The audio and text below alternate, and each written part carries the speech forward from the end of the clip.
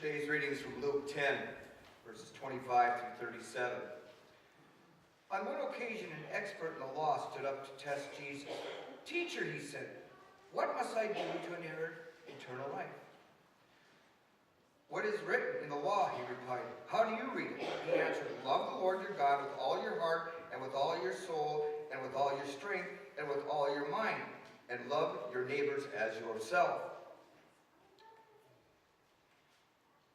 "You've answered correctly," Jesus replied. "Do this and you will live." But he wanted to justify himself, so he asked Jesus, "And who is my neighbor?"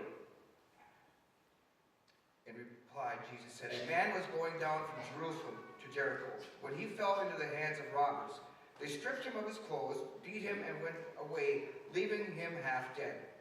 A priest happened to be going down the same road, and when he saw the man, he passed by one on the other side. So too, a Levite. Then he came to the place and saw him pass by on the other side. But a Samaritan, as he traveled, came where the man was, and when he saw him, he took pity on him. He went to him and bandaged his wounds, pouring on oil and wine. Then he put the man on his own donkey, took him to an inn, and took care of him. The next day he took out 2 silver coins and gave them to the innkeeper. 'Look after him,' he said, 'and when I return, I will reimburse you for any extra expense you may have.'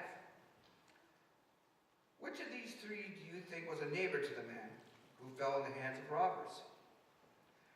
The expert in the law replied, "The one who had mercy on him." Jesus told him, "Go and do likewise." This ends the reading. Amen. Thank you so much, sir.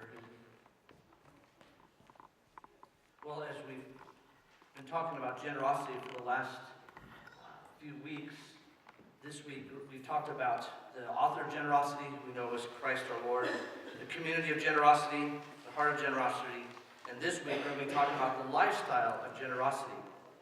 But the question is, how do we live a lifestyle of generosity that is not ostentatious? Those of you who studied history know that people back in the 1800s, they were very clear about how wealthy they were just by the fact of what they had around them, driving the fancy cars and wearing the fancy suits and so forth. It became all about me. And so even though they had a lifestyle that was very high end, maybe not so much in their generosity. And we'll share a little bit about that today. So the question really is how can we live faithfully and how can we live according to what God says? And the issue is, and here's the why of this message. The why is connected to the life connected to Christ produces a lifestyle of generosity. Because we're connected to Him, He gives us the ability to be generous to others. It allows us as a church to minister to other people. And that's what it's all about. But as I'm going to share this story, as you heard the story about the Good Samaritan, there's a couple of things that you'll notice right away. Opportunities don't always make sense. And you'll see this as I start discussing the story of him. Interruptions are never convenient. Just the other day, I was going up to see the girls playing basketball.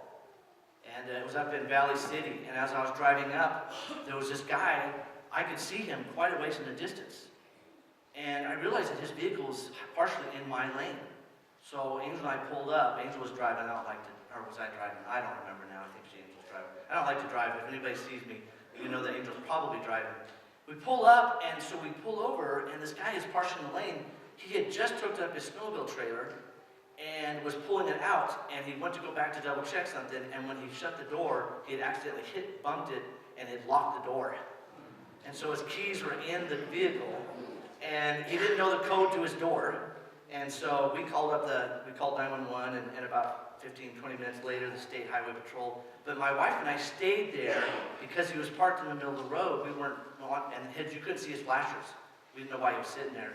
So we just sat there. So sometimes interruptions are not convenient. We missed the first game. Fortunately, it was a game they lost, so we got to see them win the 2 games. So maybe if I'd been there for the early game, you guys would have won.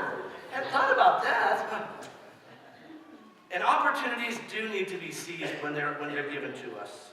And how we handle these interruptions is really based on our character and the connections that we have in Christ. You know, an example from my own past, and this is a story that you folks will remember, those of you who are from the Philippines. When I was in the Philippines, I would travel all over when I wasn't teaching at the college.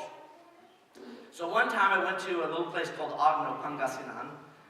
It's in the main island of Luzon.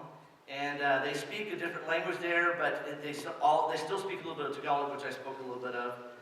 And so they wanted to show us the town. They wanted to show us the great town. And we'd been out in the farm area where I'd been preaching. And so the town, though, was on the other side of this river called the Agno. It's very brown. Let me just tell you that. I mean, it's very brown. You put your hand in maybe a foot and you won't see your hand anymore. That's how brown it is. So we go to the river and there's these banca. It's a boat. It's a hollowed out log and it's usually on one side of the river or the other. So they're all dressed in their nice outfits and I don't have really expensive outfits. I'm wearing a barong, just a short sleeve shirt and I think just jeans or something. We get to the river and the banca is on the other side. And all these guys are all dressed up in their nice shirts and pants and stuff. And I'm like, I'm the only one who's dressed. I'm the guest of honor, but I'm the only one who's dressed appropriate. So I take my shirt off. That was when I was not so. So I haven't had a problem with showing myself. And I jumped in the river. I swam across, get in the banca. Well, I had never played in a banca before. So I get in the very back of the banca, and I'm trying to go, and I'm going in circles. And I finally figured out, okay, this is how you do it. So I finally get across, get over there, and then they're wanting to take over paddling. I says, no, you'll get wet. You just get in, and they're like freaking out because here's the guest of honor doing all this. But it would make the most sense. And sometimes the interruptions, they just happen that way. And it's how you treat them. And I just said, it's no big deal. I put my shirt back on and my pants were wet, but in the Philippines it's 90 degrees all the time and within a matter of a few minutes my pants were dry, so it's no big deal. But you see, sometimes opportunities come to us to demonstrate who we are, and we just have to take advantage of them when they come. Now, obviously, this story, before I go to the next slide here, this story involves, we've always heard the word Good Samaritan. So in our society, when we use the word Samaritan, it has a fairly good connotation, right? It's like, oh, that's a nice person. That's a person who goes out and takes care of others. People who don't even know the Bible probably have heard the story of the Good Samaritan. But you see, the Samaritan in this day and age was not a good person, according to the Jews. And I'm sure a little bit about that. But let me just first of all show you where they lived. So here is Bethlehem, where Jesus was born. This is where a lot of his activity was, right here in Jerusalem. Of course, we have Jericho. And Jesus did a lot of ministry in here, but he also, as you know, he did a lot of ministry up at the Sea of Galilee, in Nazareth, where he was raised, and in Cana, where we have the story of the turning the water into wine. But in between was this area called Samaria, who actually were part Jewish. They actually had believed to some extent the scriptures. So they would be like Lutherans as we are Reformed, something like that. They just had a different belief, but they were a mixed race. They had other blood in them. They weren't full German Russians. They were maybe some Norwegians or something. But here they were, but the point was, in this situation though, the Samaritans were so despised by the Jews that the Jews, in order to go from Jerusalem up to Nazareth, there was a natural road that went there. They would go over this river, come back over here, and come back up. They would totally avoid the Samaritan area because the Samaritans were despised. John, if you read in John chapter 4, it talks about that. And so the travel would have been easy just to go straight up, but they chose instead to go around. So that kind of sets the tone. I'm going to share a little bit more about Samaritans in a few minutes. But before we get in there, I want to share just something here. This story is not a salvation story. This story is not meant to be allegorical in any way about talking about salvation. This truly is a story that Jesus is telling to talk about how we are to treat others. That's really the essence of this whole story. This passage answers one question. It didn't start that way, but the lawyer asked the question, who was our neighbor? And I'm going to share with you a very unique way in which Jesus taught this. And he taught very little, actually, if you really look at what he said. So the purpose of this passage then is to reveal who we are and how we're supposed to treat one another. So, really this is a big confrontation. If you look at it, a scribe confronts Jesus. It's obvious that he's not concerned about the truth. If you remember the earlier story in John, there is a story of Jesus and a guy by the name of Nicodemus. And he asks the question, how should someone be saved? And Jesus takes him through and tells him all about it. There was another man, a rich man, who was interested in becoming a Christian. And he went to Jesus and he asked a question, and Jesus said, do this. You love God and love your neighbors yourself. And the guy says, I've done all these things, but what more do I need? He knew that there was something missing. And Jesus asked him to give up his wealth. So we've heard this question before. But the way that it's handled is different. You see, this guy, this expert in the law, he had an ulterior motive.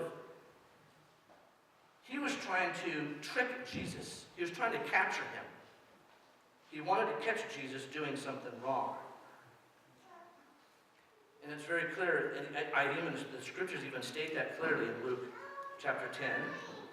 And it says it in, it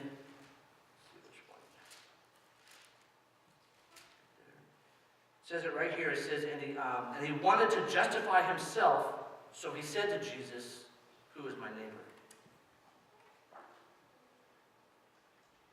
But Jesus does something interesting. He paints a word picture here, which we're going to cover right now. So now Jesus confronts him with the truth. And he uses a word picture. You see, Jesus could have easily told this guy, well, this is what you do and your neighbor is this. He could have just given a flat-out answer, couldn't he? But instead he chose to do a story. And the reason for the story is to get the people involved. Just like I told the story of the bunker. To get you involved with what I was saying. To get you involved in what was happening in the story so you could see the purpose of what I was trying to do. Jesus does the same thing here. And he uses Deuteronomy chapter 6 as his source for this story. But you see, Jesus starts talking about this story of this man being injured. And so we have this guy, he's going down. First of all, this travel between, let me go back here just a little bit. This travel through Samaria, the travel he was going from was from Jerusalem down to Jericho. It's actually down a very steep road. Lots of caves and lots of problems and a lot of thieves. Back then, remember, there's no police department. They didn't have Luke and Andy to protect them. There was no one like that. They didn't really truly have a military. And so you're kind of on your own. And most people didn't travel by themselves, but obviously this man did. This guy that was injured traveled by himself and was injured. He's laying on the side of the road. So let's set the story. Here's this man laying on the side of the road. He's been injured by, obviously, a robber. Jesus makes it very clear in this picture. He wants to create a very clear picture. So the first person that walks by is a priest. And the priest walks by, and he doesn't just go to him. He actually goes around him. Well, in some sense, this expert in the law could probably say he was probably justified in not doing it. First of all, if he had stopped, think about it in our own life. If we're going down the road and we see a hitchhiker, what are the chances that we're probably going to pull over and pick them up?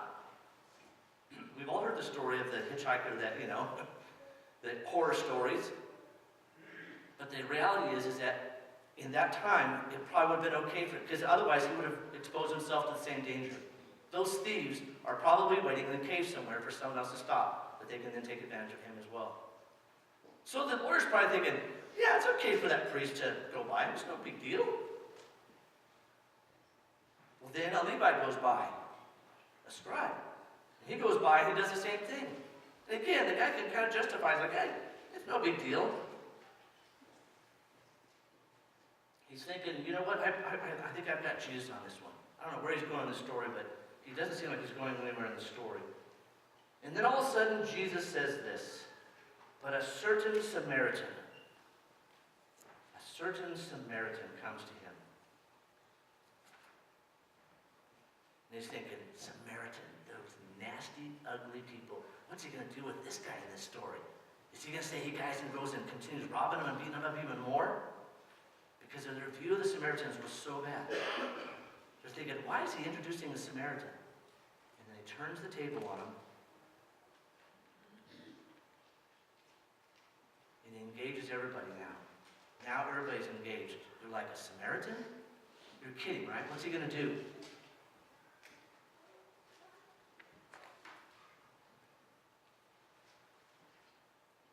The scribe had no reason to stop, according to maybe what the scribe is thinking. He's thinking, surely the Samaritan, what would he want to do and stop? There's no reason for him to stop. But he stops and he starts bringing care to this person. To use the Samaritan was an insult. Think about that. To talk about a Samaritan in this way was an insult to the Jews. And I'll share with you why I know that's very true in the mind of this guy here in just a few minutes. But you see, this Samaritan had compassion. He had compassion on this person who he did not know. And so the Samaritan provided a need at the right time, at the right place, in the right motive. In Galatians chapter 6, it says, "So then as we have opportunity, let us do good to everyone, and especially to those who are of the household of the faith." There were 6 things that this guy did, but it was more than that. It's more than just doing what he did. I want you to listen. I'm going to read these off one by one of what was going on in the scene for this Samaritan. And what was going in the mind of this scribe, this expert of the law, what he's now hearing and what he recognizes what's going on. First of all, he stopped. No one else did. He doesn't find any excuse to keep moving. Second of all, he noticed and saw that the man, what was going on, and what was happening was unjust. Thirdly, he took pity on the man and showed him compassion when no one else would. He crossed over cultural barriers and cared for a perceived enemy. They were enemies of each other.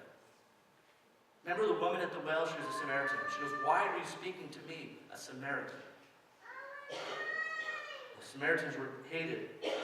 He tended to the wounds and with costly oil and bandaged and cared for this person. He gave him wine to drink to quench his thirst. He put him on his own donkey. He took him to an inn where he could rest and be healed. He even spent the night. He gave money to the innkeeper for his care. That 2 coins was enough to last him for a couple of days. Obviously, this guy, the Samaritan, walked back and forth and probably had business dealings in that area. May have been known by the innkeeper, who knows. But he was going back and forth, and so he was going to be coming back. And then he was committed to return to continue to be part of the recovery process. This man cared. And the obvious conclusion to the story is, who was the better person? And the answer would be the Samaritan, right? But before I go there, I want to go back to the question that the Samaritan asked. Because it goes to this next part.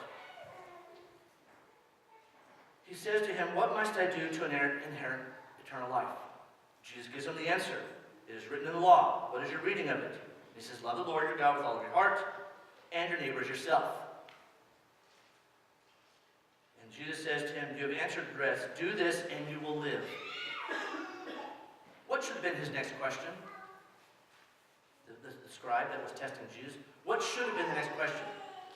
When you get the response, "Do this, and you shall live." The question should have been, "But I do all these things." Remember the story of the rich young ruler? How did he respond? Remember the story of Nicodemus? How did he respond? "Well, what must I do to be saved then? Because I've done these things and I'm not doing that." He doesn't go there. He doesn't ask the right question. He asks a different question. Who is my neighbor? So Jesus knew in this man's heart that his heart was wrong and in the wrong place. So the best thing he could do was to share a word picture with him and to have him then, for himself, determine who was the right neighbor. But then when Jesus asks him this question, you see, Jesus confronts us all. He first of all showed that mercy is the key to what's going on here. The truth was evident and could not be denied. If you heard that story, there's no denying who was the right person. Who was the best person in the story? It wasn't the priest, it wasn't the Levite. It was this Samaritan, this enemy of ours, this person who is of a different race, who doesn't follow the law like we do.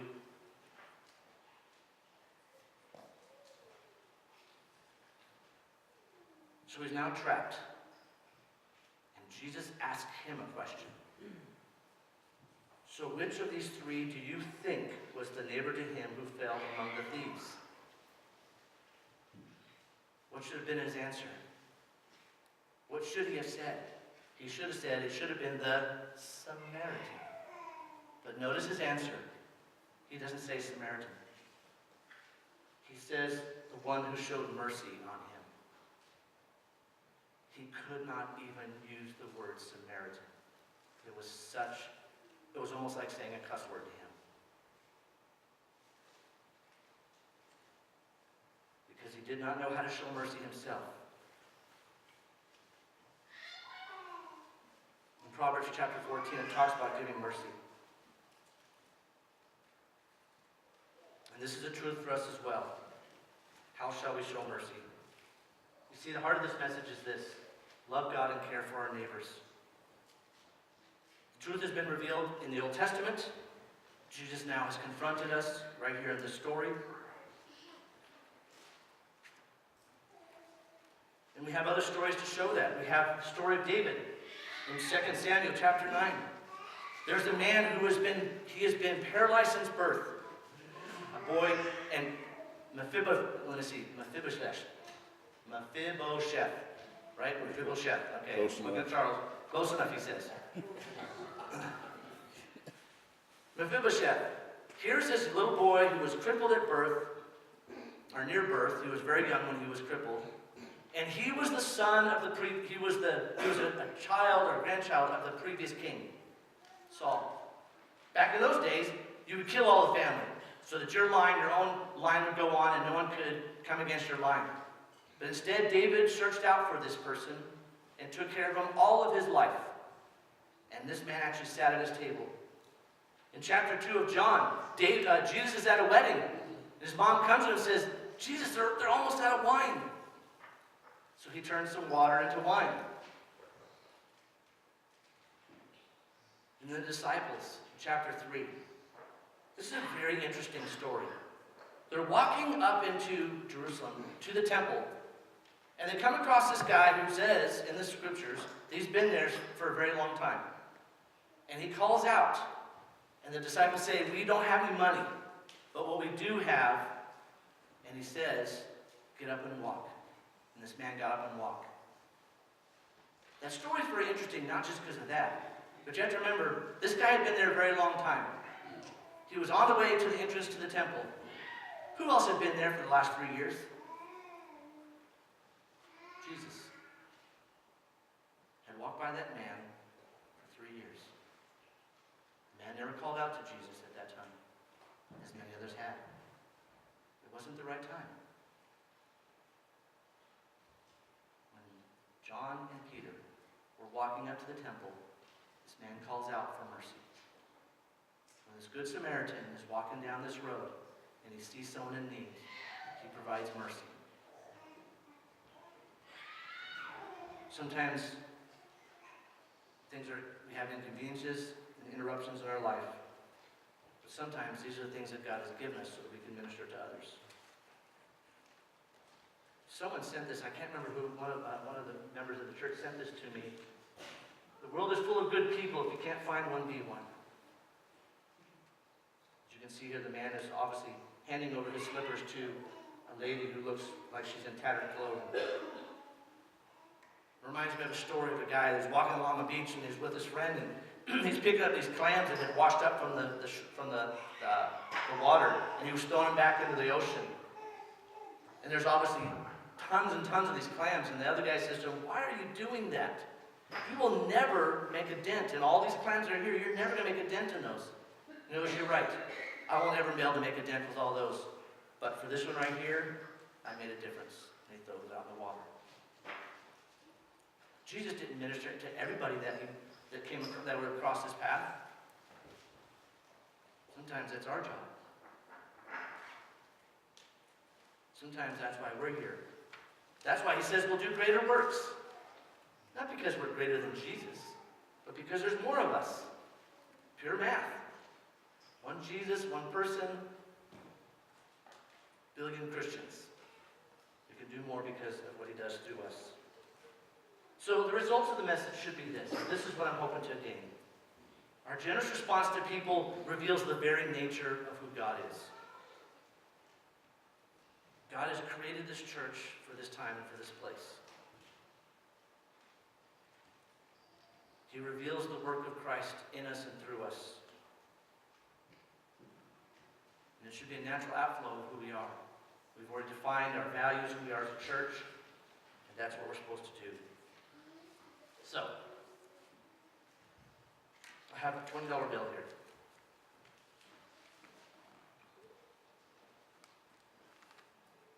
I'd like to give this to somebody today to use this week.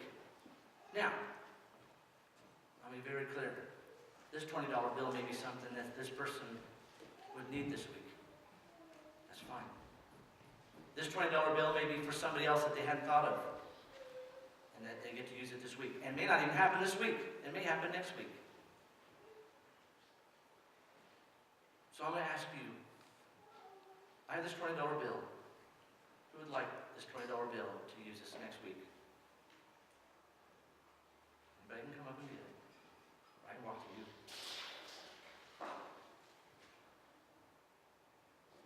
$20 to use. Some of you may, like I said, someone may need it this week and some may not. Who would like the $20 bill? Thank you, Roxy.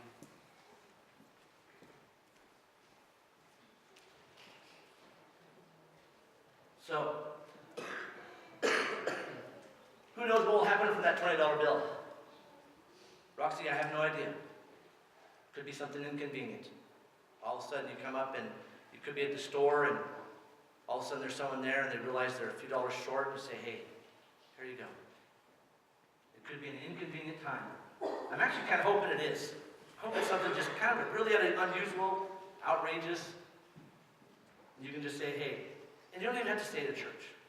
Just say, here's some money. The Lord said that you need this money this week. That's all they need to hear. Because you know, this Samaritan, he didn't talk about his church. He demonstrated Christ through his life. Now remember, they did believe in the scriptures, just differently than the Jews. But for all of us, I want us to ask this question, who can I love or care for this week? Again, don't do it as a check-off list, but something that you can really do, that maybe there's someone that you've really wanted to share or do something for this week. Maybe it's been on your mind for the last couple of weeks, and I've asked the same question every single service for the last 4. Maybe there's someone that you need to reach out to. And so the board and I, we got together this last week, the leadership team, and we wanted to do something for you as a church. And so the other day, I signed us up for a program called Right Now Media. And this is our gift to you. I want you to watch this video as it shares about what it's about. Our church is a light in the darkness, a city on a hill. Every believer is called to make a difference in the world, to love God completely, and to make disciples of every nation. But in this busy, mobile, noisy world, it can be difficult to even do the basics. To pray, to read the Word, to bring the love of God to our marriages, families, neighbors, and co-workers. I know you're here because you want to be a part of God's mission on the earth. You want to experience the